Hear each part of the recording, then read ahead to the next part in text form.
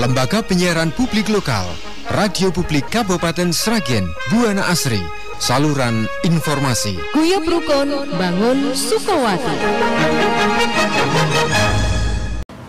Shalom, semangat pagi sahabat pendengar Buana Asri dimanapun berada. Jumpa lagi dengan Mimbar Agama Kristen hari ini, Kamis 25 April 2024. Bersama saya Pendeta Abednego dari GKJ Sambirejo. Hari ini tema yang akan saya sampaikan adalah sebab dia hidup ada hari esok dalam perspektif ekologis. Sebelumnya mari kita berdoa. Kami datang dan kami bersujud di hadapan-Mu. Kami rasakan indah hadirat-Mu. Telah kami buka mata hati kami dan seluruh jiwa kami untuk kami nikmati firman-Mu. Firman-Mu yang kuasa untuk mengubah sikap hati, firman-Mu yang tegakkan di saat kami terjatuh. Bersabdalah ya Bapa Surgawi, kami siap mendengarkan. Dalam hikmat-Mu ya Tuhan Yesus kami berteduh. Amin. Bacaan Alkitab dinyatakan dalam surat 1 Petrus 1 ayat 3 dan 4. Terpujilah Allah dan Bapa Tuhan kita Yesus Kristus yang karena rahmat-Nya yang besar telah melahirkan kita kembali oleh kebangkitan Yesus Kristus dari antara orang mati kepada suatu hidup yang penuh pengharapan, untuk menerima suatu bagian yang tidak dapat binasa, yang tidak dapat cemar, dan yang tidak dapat layu, yang tersimpan di surga bagi kamu. Demikian sabda Tuhan. Yang berbahagia adalah kita semua yang bersedia mendengar, membuka hati, dan tentunya melaksanakan itu di dalam kehidupan sehari-hari. Sahabat Buana Asri yang terkasih, seperti kita rasakan, minggu-minggu ini adalah masih minggu-minggu Paskah, di mana kita menghayati betapa luar biasanya kuasa kebangkitan Yesus itu. Bahkan dengan kuasa kebangkitan Yesus itu mengubah tatanan dunia. Kuasa kebangkitan Yesus itu juga menjadikan transformasi kehidupan. Sebagai bukti diantaranya adalah tumbuhnya komunitas-komunitas gereja. Jadi ingat, gereja bukan gedungnya, bukan nama organisasinya, tetapi persekutuan orang-orang percaya yang telah diselamatkan dan menyerahkan diri pada Kristus. Hampir di seluruh tempat di penjuru dunia ini ada gereja. Itu semua adalah salah satu dampak daripada kuasa kebangkitan Yesus Kristus. Dampak yang lain tentunya dalam pola berpikir setiap manusia yang percaya kepada kuasa kebangkitan itu. Yang dulunya orang berdosa bertransformasi menjadi pendoa. Yang dahulunya adalah orang-orang yang tidak jelas statusnya, sekarang menjadi hamba Tuhan. Yang dulunya tidak memikirkan akan hari depan, yaitu tentang hidup yang kekal, sekarang mereka memikirkan hal itu dan menyiapkan hidup untuk hal itu. Nah, ini perubahan-perubahan seperti ini. Demikian juga atas perubahan-perubahan ini, pandangan manusia yang sudah bertobat dan mengalami kuasa kebangkitan itu akan mengalami perubahan paradigma di dalam melihat dunia yang dikasihi Allah ini. Secara perspektif teologis, sesungguhnya sejak awal Tuhan menciptakan manusia itu ada sebuah amanat agung yang dipercayakan kepada manusia. Namun sayang, karena dosa, amanat itu diabaikan. Apa itu amanat agung?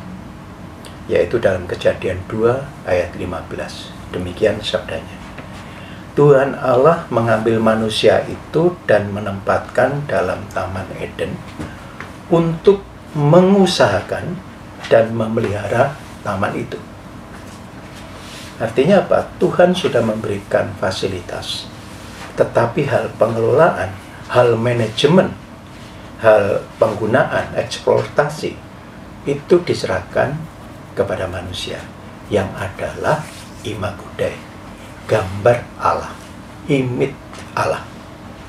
Tapi sekali lagi karena itu jatuh dosa, maka berantakan. Relasi manusia dengan manusia rusak, manusia dengan dirinya juga rusak, relasi manusia dengan Tuhan rusak, apalagi relasi manusia dengan lingkungannya juga berantakan. Kematian Kristus di kayu salib dan dilanjutkan dengan kebangkitannya pada hari yang ketiga, itu sungguh menjadi jawaban, menjadi solusi. Manusia akan dikembalikan ke rancangan semula.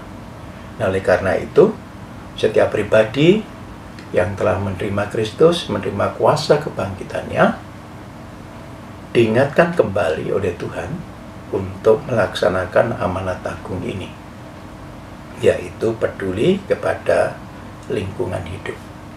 Karena bumi ini adalah yang menciptakan Tuhan, yang merusak manusia karena dosa. Oleh karena itu manusia yang telah diperbarui, yang boleh mendapatkan harapan di hari esok, mendapatkan misi ini, mendapatkan panggilan ini. Dan gereja-gereja juga mendapatkan panggilan ini untuk mengelola bumi dengan baik dan benar, sesuai dengan rencana Allah. Bagaimana para pendengar yang terkasih, apakah gereja saudara sudah mulai melirik ini? Gereja dipanggil tidak hanya untuk ibadah, tidak hanya untuk bersekutu, tapi juga merawat bumi di mana kita ditempatkan. Saudara dikasih Tuhan, yang berikutnya adalah Tuhan mengendaki para hamba Tuhan ini yang sudah menerima kuasa kebangkitan itu juga ada kepedulian kepada sesama, siapapun itu, tanpa membedakan latar belakangnya, tanpa membedakan agamanya, mungkin juga budayanya, status sosialnya, semua dikasih. Dan Yesus sudah memberikan contoh yang sangat baik, yaitu ketika beliau bangkit dari antara orang mati dan mendapatkan kemenangan itu, beliau tidak langsung pergi atau naik ke surga, tapi 40 hari sebelum kenaikannya ke surga, satu demi satu para murid dijumpai. Komunitas-komunitas umat waktu itu yang percaya, yang sedang berputus asa, yang sedang tidak tahu apa yang harus dilakukan, yang tidak mempunyai masa depan yang baik, dijumpai satu persatu. Ini wujud bahwa Yesus mengasihi siapapun itu. Bahkan kepada Thomas yang skeptis, dia jumpai dengan penuh kasih. Akhirnya Thomas pun juga kembali di dalam persekutuan para murid Kristus. Nah, dan dijumpai menurut surat Korintus ada lebih dari 500 orang saksi mata. Jadi peristiwa kebangkitan bukan sebuah legenda, bukan sebuah kabar kaleng-kaleng. Ini ada bukti sejarah, juga bukan sebuah mitos, ya. Jadi kalau saudara masih meragukan, nah mari segera bertobat. Kuasa kebangkitan itu nyata. Yesus yang bangkit itu nyata, dan sejarah mencatatnya. Oleh karena itu, saudara-saudara yang dikasih Tuhan, bagi mereka yang telah mempercayakan hidup kepada Kristus, kembali untuk diajak untuk melaksanakan misi merawat bumi ini. Jadi merawat bumi ini tidak hanya untuk generasi sekarang. Jangan sampai manusia itu karena serakahnya bumi dieksplor demikian rupa, dia tidak memikirkan anak cucunya, 7 keturunan yang akan datang. Bayangkan, Kalau sekarang sudah habis-habisan dan akhirnya semuanya rusak, bagaimana anak cucu kita? Keturunan kita yang ketujuh. Masihkah mereka mendapatkan udara yang segar? Masihkah mereka mendapatkan kenyamanan? Masihkah mereka mendapatkan laut yang biru? Sungai-sungai, hutan, gunung yang sejuk? Dan ozon yang cukup? Itu adalah tanggung jawab kita. Oleh karena itu, gereja dipanggil untuk menyuarakan ini, yaitu kepedulian kepada lingkungan, merawat bumi ciptaan Allah. Tuhan menginginkan supaya bumi ini, sembari kita menunggu, yaitu yang terbaik, yang kekal, yaitu langit baru dan bumi baru, Tuhan menghendaki gerejanya untuk berkarya di bumi ini, agar melalui segala hal yang ada di bumi, potensi-potensinya digunakan untuk mengasihi sesama dan untuk kemuliaan nama Tuhan. Panggilan moral ini ditujukan kepada semua komunitas gereja, baik perempuan, laki-laki, anak-anak yang mengaku bahwa Yesus Kristus adalah Tuhan, Raja di atas segala raja, yang telah bangkit dari antara mati. Semua dipanggil untuk merawat bumi ini. Nah, saudara yang dikasihi Tuhan, lantas karya-karya apa yang nyata di dalam tindakan-tindakan yang pro ekologis bagi gereja, bagi jemaat, bagi hamba Tuhan masa kini? Yaitu diantaranya adalah kampanye penghijauan. Pertanyaan saya, apakah gereja saudara sudah pro terhadap ekologis? Apakah di lingkungan gereja saudara sudah semakin sejuk, atau malah sebaliknya jadi gersang?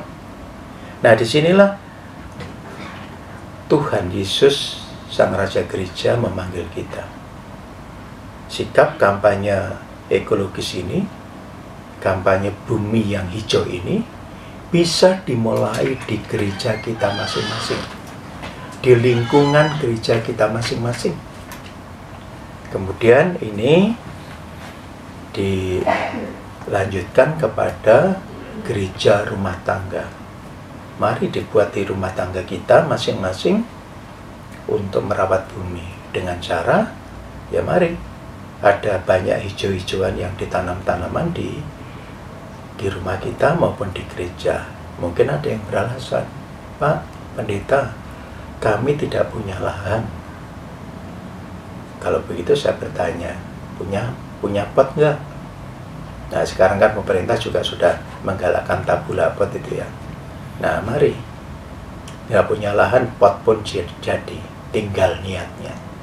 Nah, kalau semua gerakan ini dilakukan oleh seluruh jemaat dan gereja-gereja di muka bumi ini, wow, tentu bumi kita akan menjadi semakin berseri, gitu ya. Ozon kita akan semakin cukup untuk hidup seluruh makhluk di bumi ini. Nah, tapi sekali lagi, itu dimulai dari gereja, baik gereja secara organisasi, gereja lokal, maupun gereja rumah tangga. Inilah kesaksian hidup. Dengan melakukan ini, maka akan menjadi berkat untuk lingkungannya, bahkan bisa mengajak masyarakat untuk melakukan yang sama, merawat bumi kita ini. Mari dilestarikan supaya anak cucu kita juga merasakan cinta kasih Allah melalui potensi-potensi yang ada di bumi ini, seperti yang kita rasakan juga. Yang berikutnya, gereja bisa melaksanakan pendidikan lingkungan, baik itu melalui seminar, melalui khotbah, melalui kegiatan-kegiatan pembelajaran tentang isu-isu lingkungan, dan juga mendorong jemaat untuk menerapkan gaya hidup ramah lingkungan. Nah, misalnya nih, teman-teman, saudara yang dikasihi Tuhan, apakah masih banyak menggunakan plastik? Ingat, menurut penelitian, plastik itu bisa dihancurkan dalam kurun waktu ratusan tahun. Bayangkan, kalau satu rumah itu 20 kilogram, 20 kilo saja sampah plastik, dikalikan berapa keluarga, bagaimana bumi kita? Hancur. Nah, oleh karena itu, mari kita belajar dimulai dari kita sendiri. Dengan kuasa kebangkitan ini, kita mewujud nyatakan bahwa Kristus mengasihi dunia ini dengan segala isinya. Nah, mari kita berani mencoba. Misalnya, belanja. Ayo bawa tas sendiri dari rumah. Gak perlu minta kresek dari sana. Beli minuman, mari dihindari minuman-minuman yang wadahnya plastik, pasti sedotan. Coba, sudah wadahnya plastik cup itu, pakai sedotan, itu 1 orang. Kalau 1.000 orang, kalau 10.000, bagaimana? Memang ini kayaknya mustahil. Tapi bagi Tuhan tidak ada mustahil, apalagi ketika kita sungguh-sungguh mewujudkan. Mengapa kita tidak membawa wadah sendiri, tumbler sendiri? Kan lebih higienis, brother. Saudaraku, yang dilakukan, apa yang kita lakukan ini akan dibaca oleh lingkungan kita, gitu ya, lingkungan kita. Dan itu menjadi sebuah kesaksian hidup. Memang agak ribet ya, tapi yang perlu adalah membiasakan diri. Ya, membiasakan diri. Mari, misalnya, beli sesuatu makanan, mari lebih suka yang dibungkus dengan daun. Itu akan lebih sehat, karena daun ketika dibuang, itu akan bisa menjadi pupuk alami. Nah, hal-hal seperti ini. Nah, saudaraku, sekali lagi memang ini gak gampang. Tapi mari kita masing-masing itu punya tekad di dalam hati kita. Ini adalah wujud iman kita. Ini adalah wujud kita melaksanakan amanat agung untuk mengelola bumi. Supaya bumi ini tetap lestari. Sembari kita menunggu bumi yang lebih abadi, yang lebih baik, yaitu langit baru dan bumi yang baru. Demikian juga yang berikutnya adalah advokasi dan aksi sosial. Gereja harus mulai tergerak, bahkan kalau dimungkinkan menjadi garda depan terhadap penanggulangan lingkungan yang sedang rusak, dan juga membantu korban-korban bencana. Seperti beberapa lalu di daerah Karanganyar ada bencana tanah longsor dan sebagainya. Nah, hal-hal seperti itu misalnya yang sederhana, gereja mesti harus tanggap sebagai wujud kesaksian, saling mengasihi, saling bertolong-tolongan. Demikian juga akhir-akhir ini kita merasakan cuaca yang ekstrim. Sedikit hujan, terus banjir. Pertanyaannya, apa tindakan gereja? Apa tindakan para hamba Tuhan?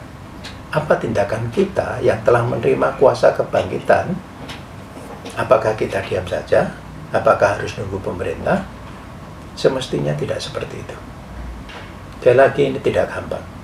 Tapi mari kita memulai. Inilah wujud kita yang telah menerima kuasa kebangkitan itu dan melaksanakan amanat agung untuk merawat bumi. Banjir itu terjadi karena manusia melanggar HAM.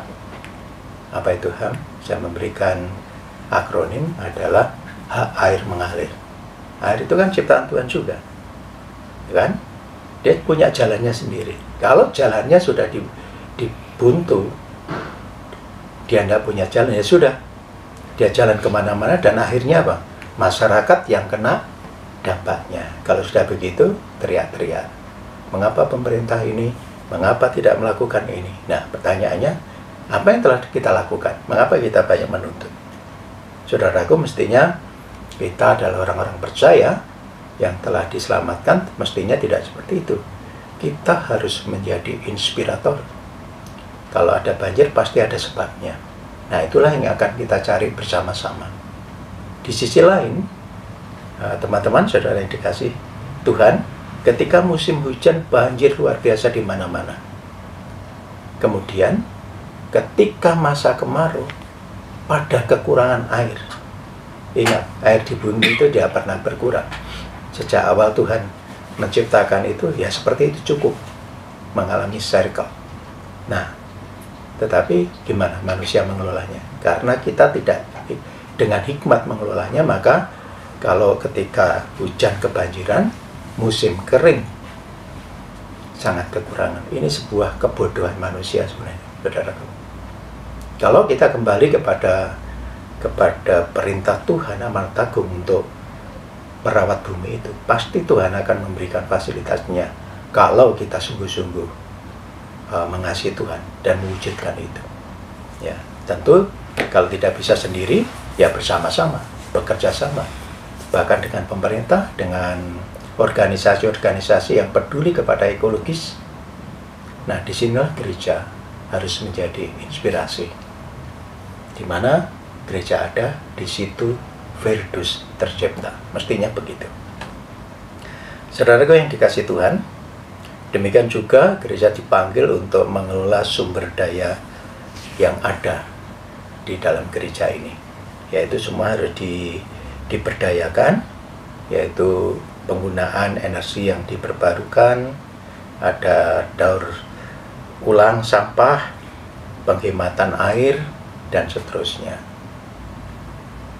Saya pernah mendengar berita dari negeri tetangga kita, yaitu Singapura. Negeri kecil, tapi indah dan bersih. Semua di circle. Jadi dari air-air semua yang kotor itu diubah lagi menjadi air minum. Luar biasa. Bahkan berita terakhir ini, walaupun saya belum membuktikan apakah benar seperti itu, bahkan kotoran-kotoran manusia, maaf tinja itu, pun juga dikelola. Bahkan konon bisa dibuat jadi makanan. Wow. Ini luar biasa.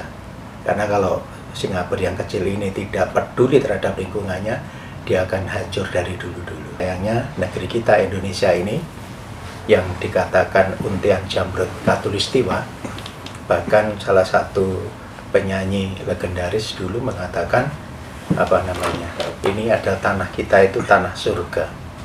Tongkat kayu yang jatuh pun jadi tanaman. Tapi sayang seribu sayang, orang-orang di dalamnya hidupnya tidak hidup secara surgawi.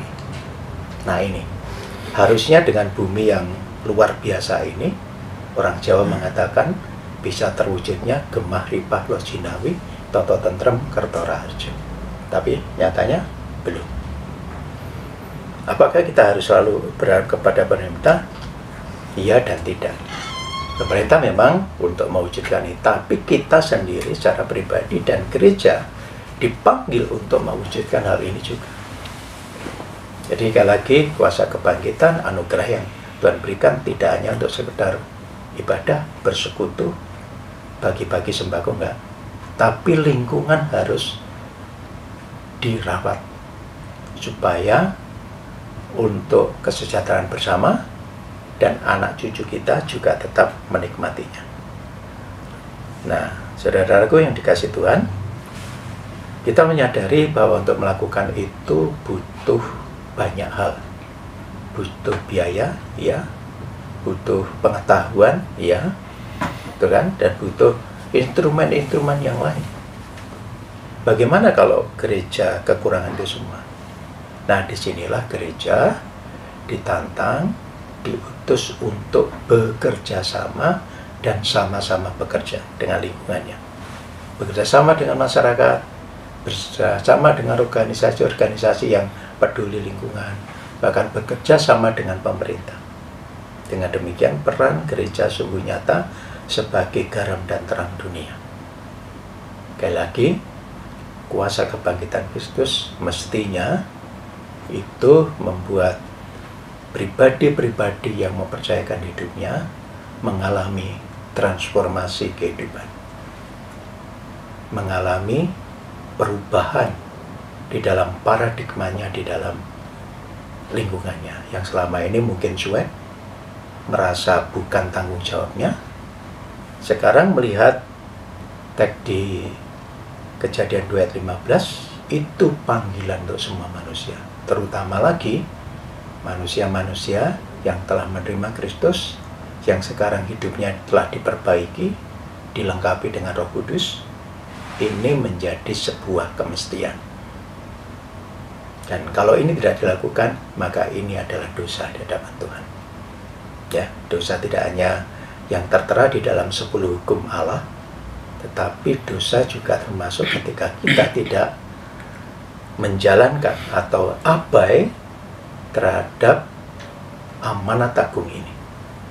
Oleh karena itu, mari saudaraku yang dikasihi Tuhan, kita masih diberikan kesempatan. Jadikan hidup ini, kesempatan ini untuk melayani Tuhan, tidak hanya di lingkup gereja atau di lingkup altar, tapi juga di latar, yaitu di tengah masyarakat. Dan bukti konkretnya adalah yaitu merawat bumi ini. Kalau kita perhitungkan, saudaraku, betapa berhematnya kalau kita sayur-sayuran tidak perlu membeli, tapi tinggal petik. Buah-buahan tidak perlu membeli, tinggal petik. Berapa ratus ribu, berapa juta yang kita hemat. Bukankah ini luar biasa? Dan kita juga masih bisa berbagi. Nah, oleh karena itu, mari semangat untuk merawat lingkungan, merawat bumi ini kita tularkan. Kita saksikan melalui hidup kita sendiri, melalui lingkungan gereja kita. Mari lingkungan gereja kita untuk ibadah itu pun dibuat juga menghijau. Karena apa, saudaraku? Secara psikologis, orang itu bekerja 6 hari. Lelah, letih, lesu, apalagi ada banyak tantangan, target yang belum tercapai. Kemudian pada hari Sabat, hari Minggu, dia beribadah. Dia ingin sesuatu yang segar. Tapi bagaimana mau ibadah kalau lingkungannya kering? Apakah firman bisa masuk di dalam hati? Tentu tidak. Dia mungkin ibadah, badannya di situ, tapi roh jiwanya tidak. Pulang masih punya tidak dengan sukacita, karena tidak berjumpa dengan Tuhan. Karena diawali dengan hatinya yang tidak merasa sukacita, yang tidak merasa ces. Coba kalau jemaat ini datang, di mana lingkungan itu hijau, segar, itu di dalam hati sudah ces. Otomatis membuka hati agar sabda yang disampaikan itu benih-benih ilahi itu jatuh di tanah-tanah yang subur di dalam hatinya, sehingga pulang akan sukacita karena berjumpa dengan Allah. Nah, saudaraku yang dikasihi Tuhan, inilah tantangan kita di masa-masa kini, yaitu kita sekali lagi kita dipanggil untuk mewujudkan sebuah bumi yang baik di mana kita berada. Walaupun kenyataannya orang-orang di sekitar kita banyak yang abai, banyak yang tidak peduli. Kalau kita pun demikian, apa bedanya? Berarti keselamatan yang ada pada kita, anugerah yang kita terima, berarti sia-sia. Oleh karena itu, mari kita buktikan bahwa kita, gereja, bersama-sama mewujudkan amanat agung, peduli dengan ekologis. Karena apa? Ingat, yang akan menikmati tidak hanya kita di zaman sekarang, tetapi anak cucu kita, 7 keturunan nanti. Jangan sampai kita generasi sekarang dikutuk oleh anak cucu kita. Karena apa? Mereka tidak lagi menikmati berkat-berkat Tuhan karena sudah dieksploitasi habis untuk masa kini. Nah, disinilah sekali lagi kita dipanggil dan diberikan hikmat oleh Tuhan. Oleh karena itu, sebagaimana tema tadi, sebab dia hidup, ada hari esok. Dan mari kita sungsung hari esok ini untuk semangat kita menjalani hidup ini sampai di akhir tahun ini. Mari kita wujudkan kepedulian kita kepada lingkungan kita. Tuhan memberkati kita semua. Amin. Mari kita berdoa. Bapa yang Maha Kuasa, kami bersyukur atas anugerah-Mu yang memulihkan kami kepada hidup yang penuh harapan melalui kebangkitan Yesus Kristus. Dalam hari esok yang Engkau janjikan, kami dipanggil untuk menjadi penjaga dan pemelihara ciptaan-Mu. Bimbinglah kami untuk hidup selaras dengan alam, melestarikan lingkungan, dan memelihara bumi sebagai rumah bersama. Kiranya kami dapat menjadi saksi hidup akan kasih-Mu yang memulihkan segala sesuatu. Dalam belas kasih-Mu ya Tuhan Yesus, kami bersandar. Amin. Semangat berjuang saudaraku. Salam Mentas. Lembaga Penyiaran Publik Lokal, Radio Publik Kabupaten Sragen, Buana Asri, saluran informasi. Guyub Rukun, bangun Sukowati.